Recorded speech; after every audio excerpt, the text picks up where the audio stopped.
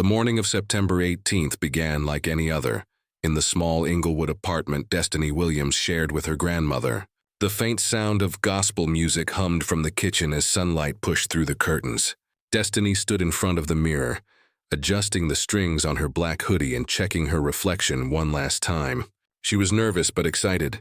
This job interview could be the beginning of everything she had been working toward.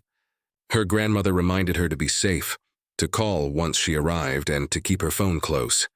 Destiny smiled, promised she would, and stepped out into the cool Chicago morning.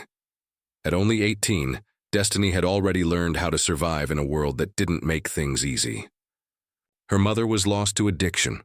Her father was serving time in Stateville, and she had grown up quickly to fill the gaps that others had left behind.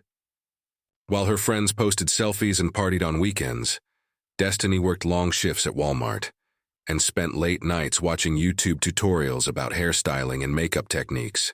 Her dream was simple: enroll in Pivot Point Academy, earn her license, and build a life doing what she loved. But to afford tuition, she needed a better job. And that's what led her to Elevate Marketing Solutions. The job posting she found online looked perfect. It promised $22 an hour, flexible hours, and experience in digital marketing. Something that could look great on her resume. The listing was polished, professional, and sounded legitimate in every way.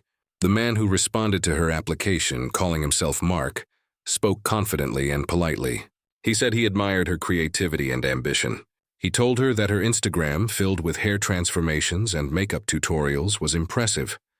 He invited her for a formal interview and even offered to pick her up, saying the office entrance was a bit tricky to find. Destiny hesitated at first but convinced herself it was fine. Everything about him seemed genuine. By 2 p.m., she was standing at the CTA Red Line station, her phone in hand and earbuds in her ears. She texted her best friend, Janai, that she was heading to the interview, joking that she hoped she wouldn't say anything awkward. Her next message went to her grandmother. "On my way now. Love you." She didn't know it would be the last message she would ever send. The train ride south felt longer than usual. She watched the city blur by through the scratched glass windows, rows of brick houses, empty lots, and graffiti-covered walls flashing past. When she reached the 95th Street station, she switched to a bus bound for Calumet City, holding her small folder tightly against her chest. The instructions from Mark were clear. He would meet her at a Shell gas station off Torrance Avenue and drive her to the interview site. Just a few blocks away, at 2:47 p.m., security footage from the gas station captured a black Nissan Altima pulling into the lot. A man stepped out, tall and clean-shaven, dressed in a gray polo shirt. He appeared calm, friendly even, as he waved at Destiny. The cameras caught them walking together across the asphalt. She looked relaxed, comfortable, unaware of the danger standing right beside her. It was the last time she would ever be seen alive. Her grandmother expected her home by 6. When the clock passed 8 and there was still no call or text, unease turned into panic. She tried calling Destiny's phone again and again, each time going straight to voicemail. By midnight, she called the police, her voice trembling as she explained that her granddaughter had gone to a job interview and never returned. The dispatcher logged the report. Female, 18, last seen in Calumet City, possible runaway. It was a classification made out of habit, one that would cost precious time. Destiny's grandmother knew better. Destiny wasn't the kind of girl to vanish. She was careful, responsible, and had plans for her future. Something terrible had happened, and every minute that passed without an answer deepened the dread in her chest. Meanwhile, miles away, the gas station lot was quiet again. The cameras recorded nothing unusual after 3 p.m. The black Nissan had disappeared into the maze of suburban streets, carrying with it a girl who thought she was heading to an opportunity, not a trap. In the hours that followed, Destiny's phone was powered off completely. Investigators would later confirm it happened at 3:15 p.m., only 28 minutes after she was seen walking across that parking lot. Whatever happened to her occurred swiftly, almost surgically planned. Back in Englewood, her grandmother sat by the window until dawn, her eyes on the streetlight outside, hoping she would see Destiny's figure coming down the sidewalk. But the sun rose over an empty street and the phone never rang. That morning, A new report came into the Chicago police database, one of many filed that week, missing Destiny Williams. 18 years old. To most, it was just another name on a list, but for the people who loved her, it was the beginning of a nightmare that would expose one of the darkest and most calculated crimes the city had ever seen. The first few days after Destiny Williams disappeared were filled with confusion, frustration, and silence. The police treated her case as a routine runaway, something they saw too often with teenagers her age. Flyers were printed, social media posts were shared, but the investigation barely moved forward. Her grandmother made daily calls to the precinct, insisting that something was wrong, but each time she was told the same thing. Sometimes young people just needed space. For Destiny's family, those words were unbearable. They knew she hadn't run away. Destiny was too focused, too disciplined to abandon her goals. Something terrible had happened. While official action stalled, her best friend Janae refused to sit still. She knew Destiny's habits better than anyone. They had grown up together, working side by side at Walmart and dreaming about escaping their neighborhood. Janae remembered the job interview Destiny had mentioned days earlier. When she tried calling Destiny's number, it was still off. Desperate for answers, she opened Destiny's laptop and began searching her emails. What she found made her heart sink. There, in her inbox, were several messages from a man named Mark from a company called Elevate Marketing Solutions. At first glance, the messages seemed professional, polite greetings, details about the job description, and interview arrangements. But when Janae clicked on the company's website, something felt off. The page looked too perfect, almost copied. The photos of employees seemed like stock images. When she searched for the business online, there were no reviews, no LinkedIn presence, and no registration records. Elevate Marketing Solutions didn't exist. Janae immediately printed the emails and went to the police with her discovery. This, she believed, was the key to finding Destiny. When detectives finally reviewed the evidence, they realized how elaborate the deception was. The email domain was newly registered and routed through an anonymizing service that hid its real creator. The company address listed in the job ad turned out to be a shared office building that had never heard of Elevate Marketing Solutions. The job posting itself had been removed from the employment website within days of Destiny's disappearance. Each new detail pointed to something far more sinister than a missing person case. Someone had built an entire company profile, fake website, phone number, and job description, for the sole purpose of luring victims. The next step was tracing the communication trail. The phone number used by Mark led nowhere.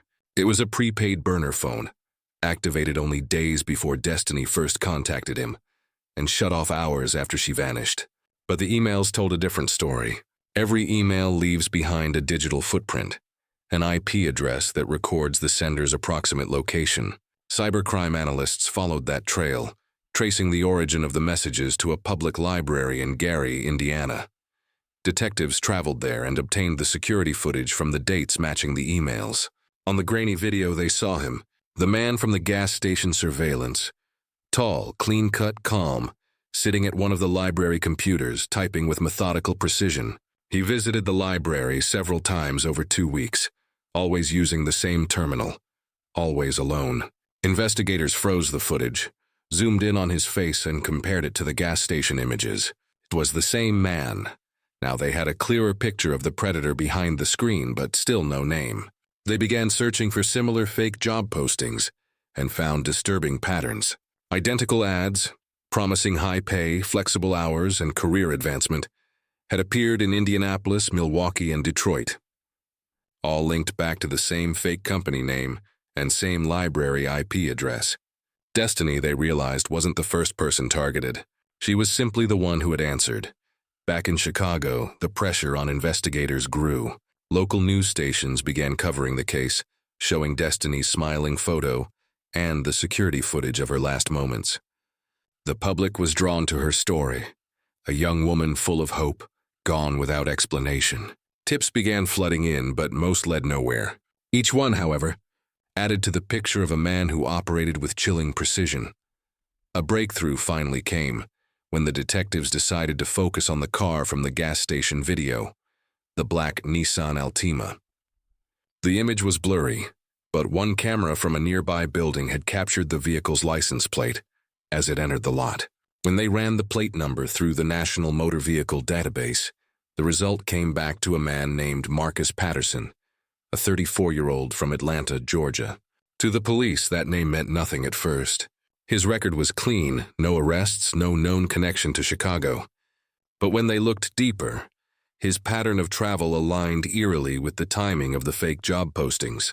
He had visited the Midwest several times in the past year, each trip coinciding with new ads appearing in different states. As the investigation deepened, detectives contacted law enforcement in Atlanta. When they arrived at Patterson's suburban home, they found a picture of normal life: a neatly trimmed lawn, children's bikes in the driveway, and a wife who described him as kind, responsible, and hardworking. She said he was currently away on a business trip in the Midwest, managing warehouse contracts. But behind that picture-perfect facade, a much darker truth was waiting to be uncovered. Marcus Patterson was not a businessman. He was the man who had posted the fake job ad that lured Destiny Williams to her death. The man who appeared calm and ordinary was living a double life, one built on lies, manipulation, and calculated evil. What began as a missing persons report was rapidly turning into the hunt for a predator, one whose deception had gone undetected for far too long. Detectives knew that Marcus Patterson's facade of normalcy couldn't hide what was underneath. They obtained a warrant to search his home in Atlanta, hoping to find any trace of his connection to Destiny Williams. When investigators entered, the house looked ordinary. Family photos on the walls, children's drawings on the refrigerator, and a faint scent of laundry detergent in the air. But in the basement, things began to shift. Behind a false wall, officers discovered a locked metal cabinet containing several cell phones, prepaid SIM cards, multiple driver's licenses with different names, and a laptop. On that laptop, forensic analysts found what they had feared: a series of meticulously crafted fake job postings, email templates, and a spreadsheet documenting communication with dozens of potential victims. Destiny Williams' name appeared on that list, marked with a chilling note: met in person, success. The evidence was enough to confirm that Marcus wasn't just a scammer or identity thief. He was something much worse: a predator who built a digital trap for vulnerable women looking for work. His messages followed a pattern of professionalism and empathy, designed to disarm. Each email was tailored, each phrase carefully chosen to build trust. The women he targeted were often in financial hardship, searching for a way out. To them, Marcus appeared as a lifeline, offering opportunity, kindness, and respect. To him, they were prey. When detectives analyzed the laptop further, they discovered that Marcus had used VPNs and multiple email accounts to cover his tracks, but one careless mistake betrayed him. On one of the accounts, he had accidentally sent a test message from his personal Gmail address years earlier. That tiny digital fingerprint connected all of his aliases to one man. With that, police officially issued an arrest warrant for Marcus Patterson. Tracking him down proved more difficult. His wife told officers he had left for a supposed warehouse inspection in Illinois 5 days earlier. The cell phone registered to him had been turned off since then. Investigators checked toll booth data and traffic cameras, eventually spotting the same black Nissan Altima heading north on I-65 toward Chicago. The car's movement stopped abruptly in a small industrial area near Joliet, Illinois, where Marcus had apparently rented a storage unit under a fake name.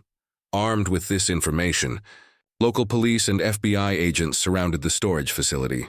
Inside, what they found left even seasoned detectives shaken.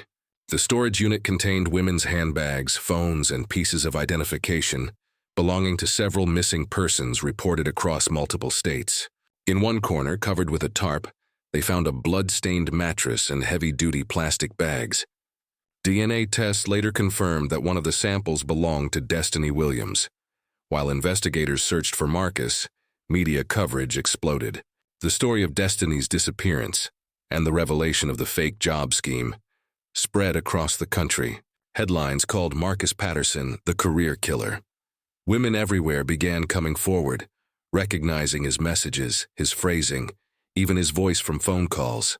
The FBI's tip line was flooded with leads, Each new report painted the picture of a man who had spent years perfecting his manipulation, blending in wherever he went, charming people into lowering their guard before striking. Eventually, a break came from a truck stop outside of Springfield, Illinois. A surveillance camera captured a man matching Marcus's description buying gas and food. He was wearing a baseball cap and sunglasses, trying to stay unnoticed. But one detail gave him away. The tattoo on his left wrist, barely visible under his sleeve, matched a photo on his driver's license. Authorities moved quickly, coordinating roadblocks along nearby highways. When they finally caught up with Marcus 2 days later, he was sitting inside his car at a rest stop, calmly eating a sandwich as if nothing was wrong. The officers approached carefully, guns drawn. Marcus didn't resist. He simply looked up at them and said, "I knew you'd find me." His calmness disturbed everyone present.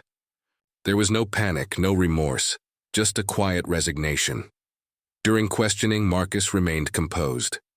He spoke clearly, methodically, as if explaining a business transaction rather than a series of abductions and murders. He claimed that he never intended to hurt anyone, that he only wanted to feel in control. He described how he created fake companies to meet women without suspicion. Once they trusted him enough to meet, he would evaluate them, his word for selecting his next victim. The interviews revealed a mind warped by power and domination, obsessed with the illusion of being admired and obeyed. As investigators pieced together his movements, they realized Marcus might be connected to at least 7 disappearances across 4 states. The pattern was chillingly consistent.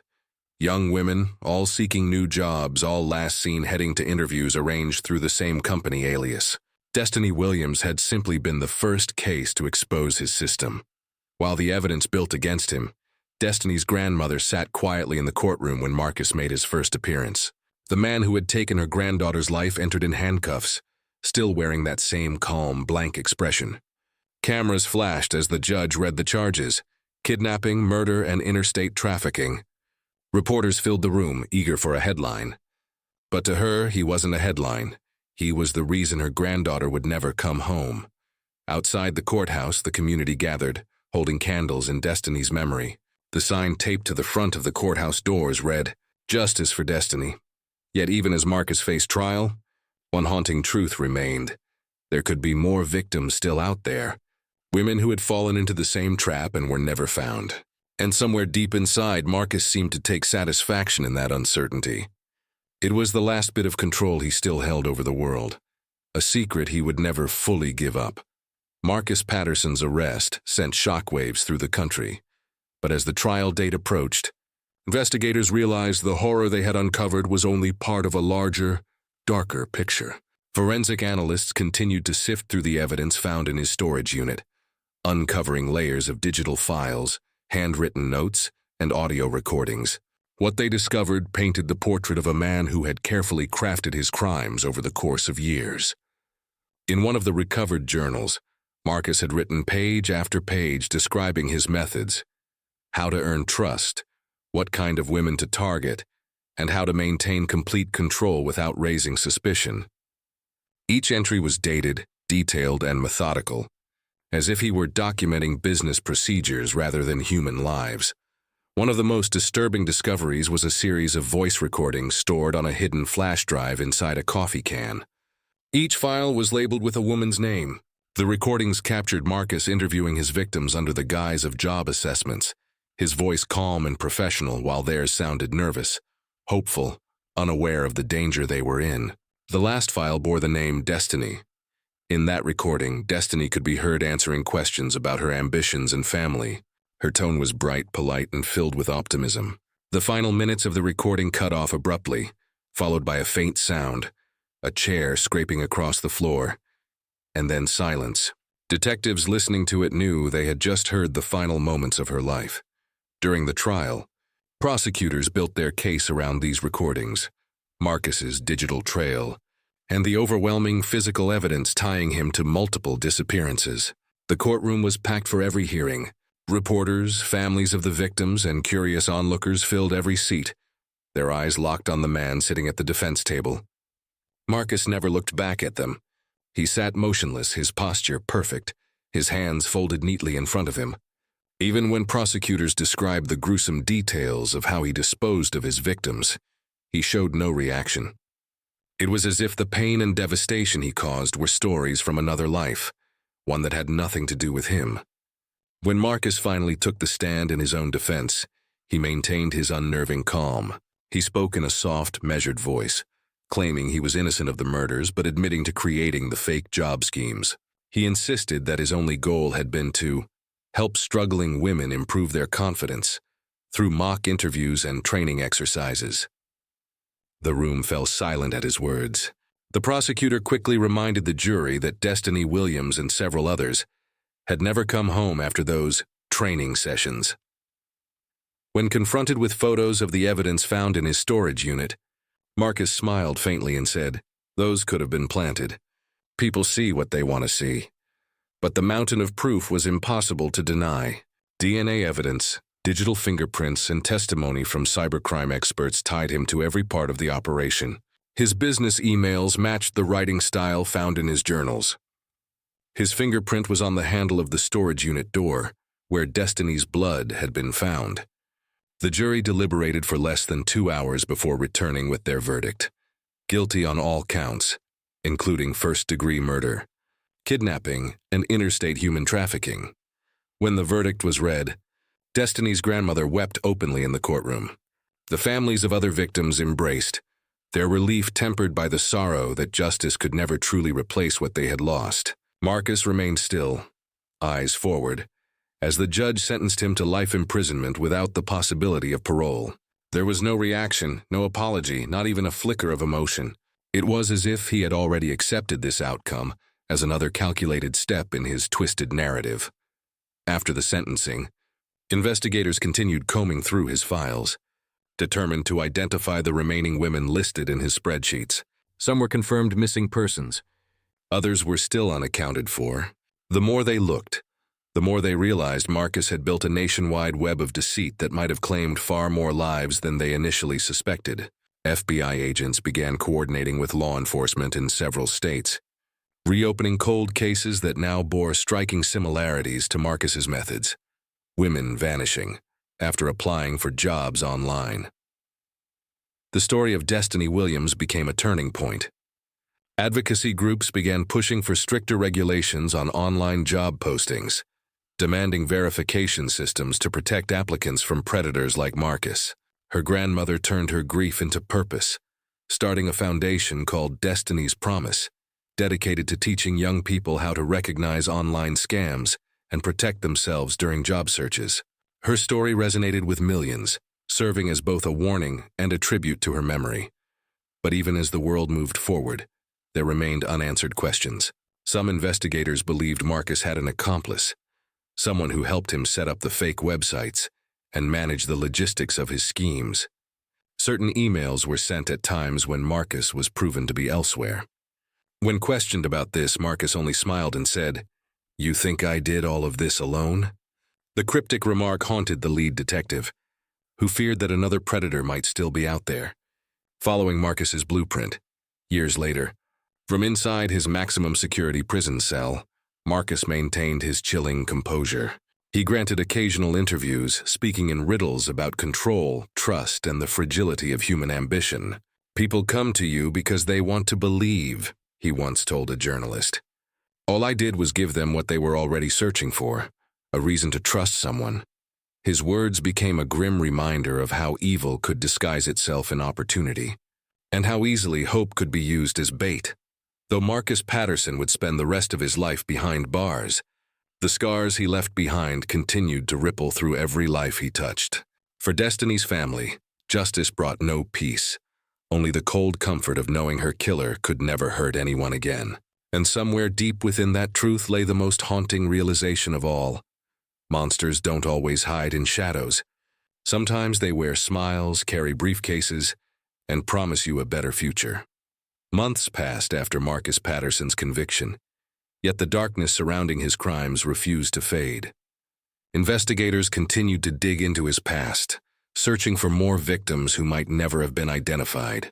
The FBI created a special task force known as Project Elevate, named after Marcus's fake company, to cross-reference missing persons reports with the pattern of his online job scams. What they uncovered was both haunting and overwhelming. From 2017 to 2023, hundreds of job postings had been traced back to similar fake companies, each using the same writing tone, identical formatting, and shared digital fingerprints. Some of those ads were posted years before Destiny Williams ever saw her offer. It was becoming painfully clear that Marcus's crimes had spanned far longer and far wider than anyone had dared to imagine. The forensic analysis of his old laptop and hard drives revealed hidden archives, folders buried beneath layers of encryption. When cyber specialists finally cracked through the protections, they found a disturbing digital diary. In it, Marcus had documented his victims not by their names, but by titles like The Optimist and The Skeptic and The Dreamer. Each entry described how he manipulated them, what drew them in, and how easily they trusted him. His writings read like a scientist's field notes, dissecting human behavior with chilling detachment. For The Optimist, clearly referring to Destiny, he wrote, "She believed in second chances. She thought people were good if you gave them time. That's why she smiled so easily. That's why she was perfect." The discovery reignited public outrage. Families of missing women demanded justice, fearing their loved ones were among the unnamed victims in Marcus's diary. The FBI began traveling to small towns and cities across the Midwest, re-examining cold cases that had long gone cold, women last seen going to interviews, students vanishing after applying for remote internships, and single mothers disappearing after online offers for flexible jobs. Each story followed the same pattern, as if Marcus had written the script himself. Meanwhile, inside his prison cell, Marcus remained eerily composed. He refused further interviews, communicating only through cryptic letters addressed to journalists and psychologists who had studied his case. One of those letters, smuggled out by an inmate who later confessed, sent shockwaves through the investigation. In it, Marcus wrote, "I was not the only one who believed in the system I created. Some of them are still out there. You'll never find them unless they want to be found." The suggestion of accomplices sent the task force into a frenzy. They began examining the communications, linked to Marcus's emails, and discovered that several of the job ads were posted from IP addresses in other states, far beyond his known travel history. One address led to a location in Kansas City, another to a small co-working space in Ohio. Whoever these people were, they had adopted Marcus's methods, continuing his predatory blueprint even after his arrest. What had started as the work of one man now appeared to be part of a network, an underground ring of criminals using job scams to exploit and abduct women. Public fear surged again. News outlets ran nightly segments warning viewers about fake employment listings, urging caution in online communication. Lawmakers pushed for new regulations requiring job websites to verify the legitimacy of all postings. Despite these measures, more victims began to come forward, revealing their encounters with eerily similar scams. They described how recruiters contacted them by email or text, offering opportunities that felt too good to be true. In every story, the tone, phrasing, and manipulation techniques matched Marcus's exact pattern. While the investigation widened, Destiny's grandmother continued her advocacy through Destiny's Promise. She worked tirelessly, traveling across schools and community centers, warning young people about the dangers of online deceit. Her speeches often ended with the same message: the internet remembers everything, and so should we. Don't let Destiny's story fade. Her words struck deep, turning pain into purpose. She became a voice for victims who never had one, reminding the world that behind every headline was a real person, with dreams and families just like Destiny. In late 2025, a breakthrough finally came. A young woman in Michigan reported a suspicious job interview scheduled through a company that investigators recognized from Marcus's database. When authorities arrived at the meeting location, they found a rented office space prepared in the same calculated style Marcus had once used. Fake brochures, a computer with identical email templates, and hidden cameras set up in the corners. The suspect, a 29-year-old man named Darren Holt, was arrested on the spot. His devices revealed communication with an encrypted email account that investigators traced back to Marcus's prison correspondence list. Despite being behind bars, Marcus had somehow managed to mentor or inspire others to continue his twisted legacy. When agents confronted Marcus with this discovery, he merely smiled and said, "I told you, opportunity attracts the ambitious." He refused to elaborate further, leaving investigators to wonder just how many others he had influenced. The realization sent chills through everyone involved. Marcus Patterson might have been locked away, but his methods had outlived him. Months later, a journalist published a best-selling true crime book titled The Interview Trap: The Legacy of Marcus Patterson. It chronicled Destiny's case, the investigation, and the wave of copycats that followed. The book reignited national outrage but also sparked important reforms. Major job sites began requiring business verification, video interview protocols, and background checks for recruiters. Destiny's story, though born in tragedy, had begun to reshape the system that once failed her. Still, some questions would never be answered. How many women had truly fallen victim? How many predators had studied Marcus's work and replicated his crimes? The full truth was likely buried beneath layers of deception, scattered across states, emails, and identities. But one thing was certain: Destiny's disappearance had uncovered more than a killer. It had exposed a hidden world of manipulation thriving in plain sight. And as the years passed, people continued to whisper Marcus Patterson's name with the same uneasy awe once reserved for the most infamous criminals. For those who survived his trap, his story was not just a warning. It was proof of how darkness could hide behind opportunity and how one act of cruelty could echo through generations. Destiny Williams would never be forgotten. Her name had become a light shining against the shadows of deceit, ensuring that even in death, her truth would keep others alive.